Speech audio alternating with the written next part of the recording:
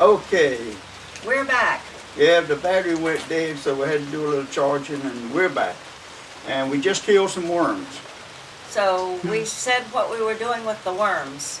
Then we talked about the sugs, started cropping.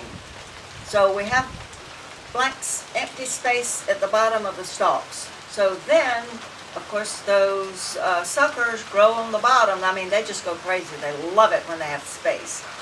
So what you have to do is go through, and what you did, an easy way to do it, is to take your foot, scrape it down, and just scrape them off, and then go on. And that was our sister's job, LaVan. She would start, and she was doing those suckers, and then I would be suckering along the row, and I'd look back, LaVan was gone. She had quit and gone to the house. That was the end of that. Of course, when it was about noontime, if we was out there, Carolyn or Mama One would take off and go to the house to cook lunch. Well, dinner we call it. We had breakfast, dinner, and supper. And Mama worked in the field just like the rest of us. It wasn't just a man job, a kid's job. The lady, the woman of the house worked out there too, just like we did. The family, anyone that was old enough worked. That's right. Anyhow, we gathered, usually you just break off 2 or 3 leaves and they would kind of turn kind of yellow and you knew they were ripe. If they were still green, then they would cure green. But break them off, we had drags that, I was a drag boy a lot until I got old enough to do the cropping where you broke the leaves off. And farmers did not like for you to mess up their stalks. And you got a mule pulling a drag, and you come across the end of the rows, and you got to turn them into a road. And I'd have to get out and take the front of the drag and push it hard as I could around as the mule would turn into the road to try to get the drag so it would turn around and go down the row and not slide sideways and tear up 1 or 2 stalks of the tobacco. And the fun part for me was when they started tipping it, what we call tipping, when they'd get the last few leaves off the top and it wouldn't be nothing left but a stalk. And this one day, we were tipping our tobacco, and I turned the mule down the wrong road deliberately, so on the way down to the croppers I could make the mule go over to the other road and run across the stalks. Didn't work. I pulled on them reins and pulled on them reins, and that mule would not cross them stalks into the other road. And so finally I gave up, and when I let up on the reins, that mule took off and started running down the road. And when it did, it threw me back in the drag, and I don't know what I hit, a nail or something in that drag, and it tore a hole right in my leg all the way to the bone.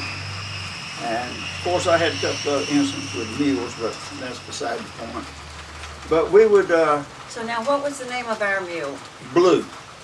Okay. And her hair was brown, but her name was Blue. She was a beautiful mule. Oh, she was a great worker. She was a great Hard worker. worker. Little stubborn, but she was a good mule, good worker, and I like her. If I remember, I told you last night that I rode her. Mm-hmm. And I think I did, but I'm not definite for sure if I did or not, but it seemed like I did ride her one time, climbed up on the side of her and she let me ride her. But I don't remember. Anyway, at the tobacco barn, of course, they took the leaves of the tobacco and they tied them on string. Yeah, but I'll tell you about that. Okay. Was my job was stringing tobacco.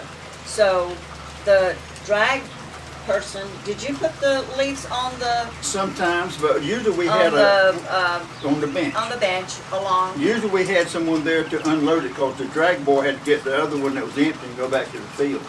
So at the post on the bench, they had it hooked up, made so that you had two boards kind of separated, right. But the one was higher than the other, so a stick would fit in there and just sit there. And the stick was actually square round and not round. Yeah, it was about a 1 by 1 inch. But it's probably about the length of a broomstick.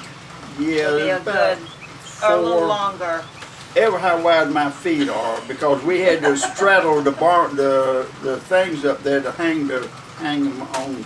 So you would hook it in there, and the stick, well, you had to knot the twine, and you had to use white twine on the end of the stick.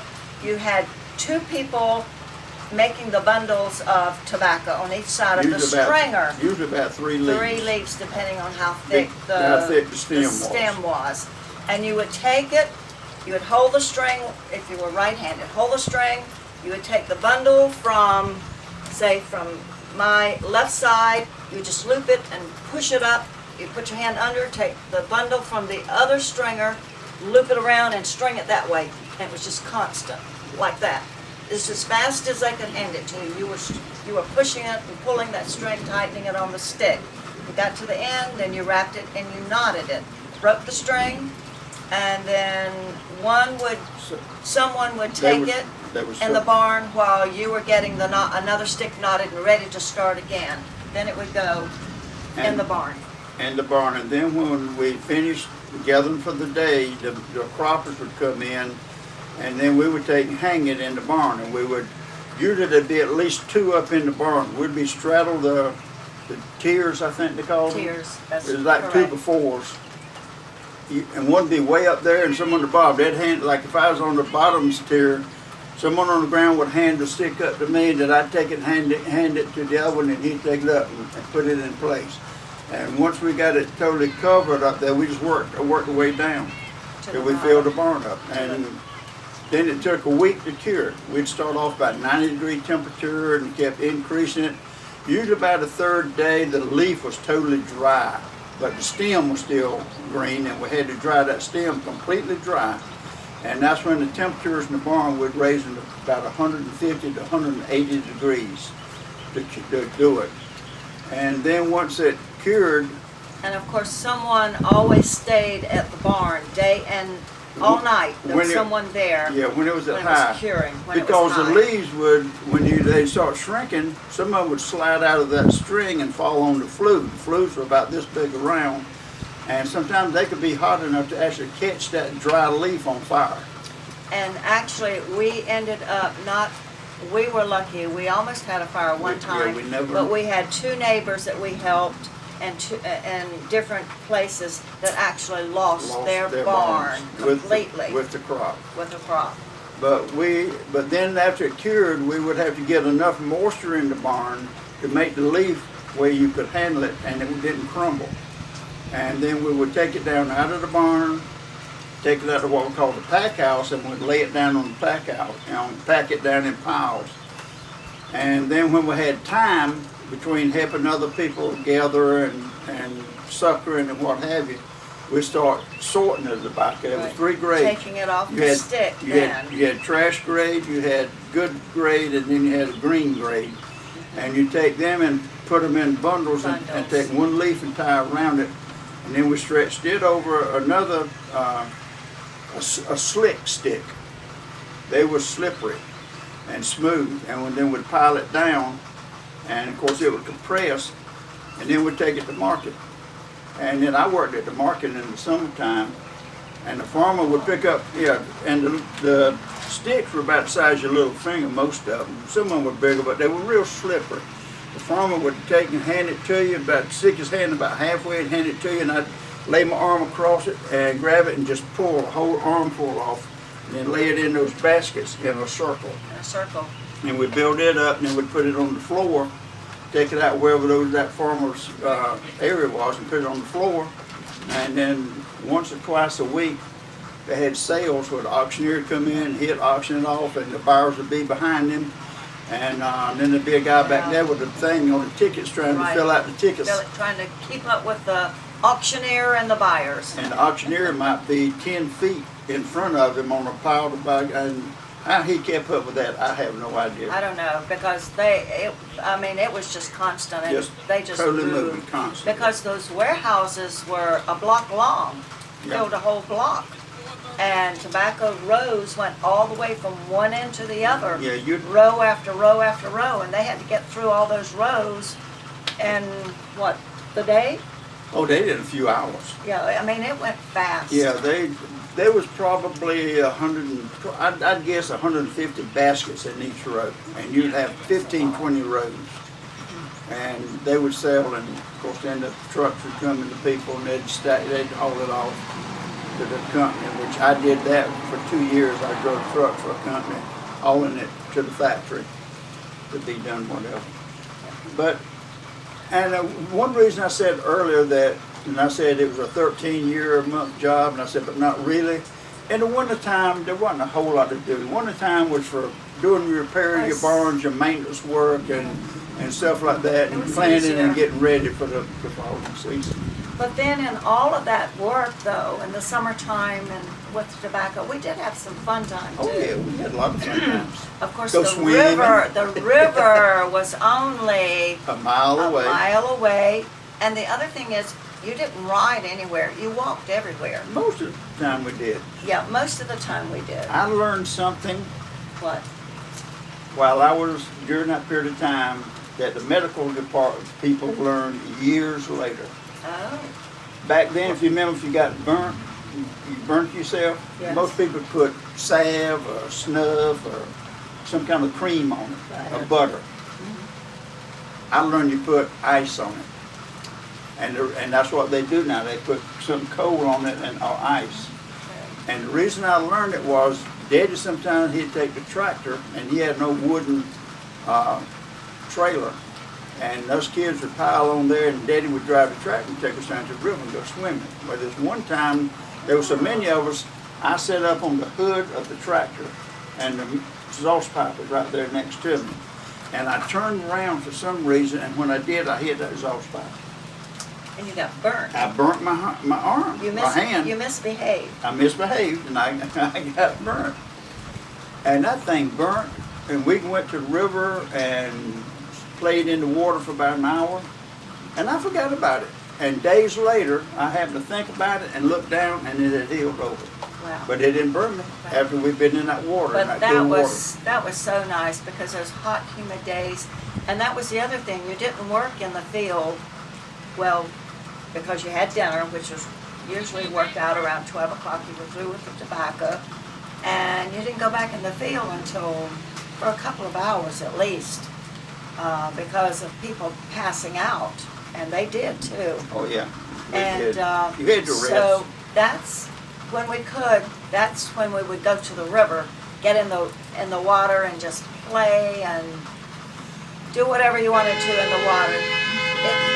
It felt so good.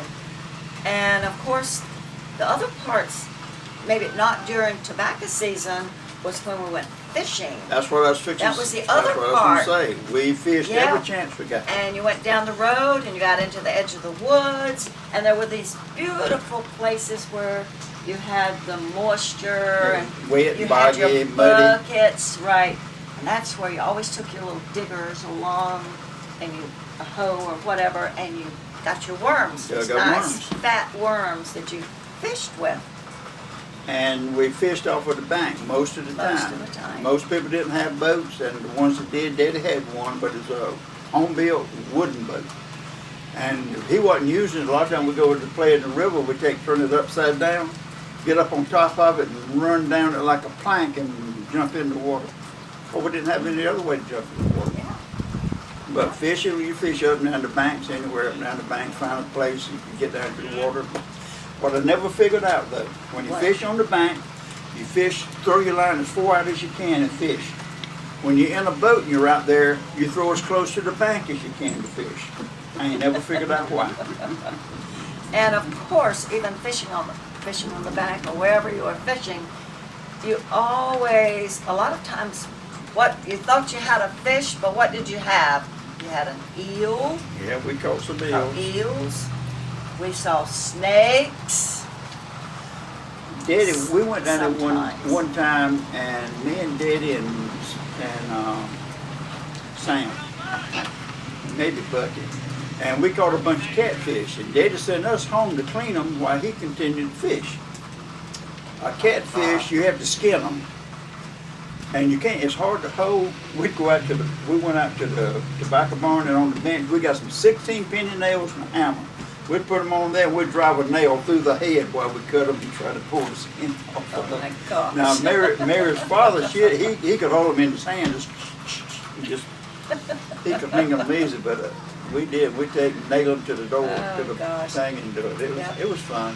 And then of course The Daddy, farm is different. Farm was, it was a lot of work, but we had playtime. yeah, we did. And we had good time, and we got in trouble. We had in trouble time too. So every now and then we'd do something shouldn't and get caught. Sometimes we did. And- But now we used to go down in the woods in the swamp behind the tobacco beds.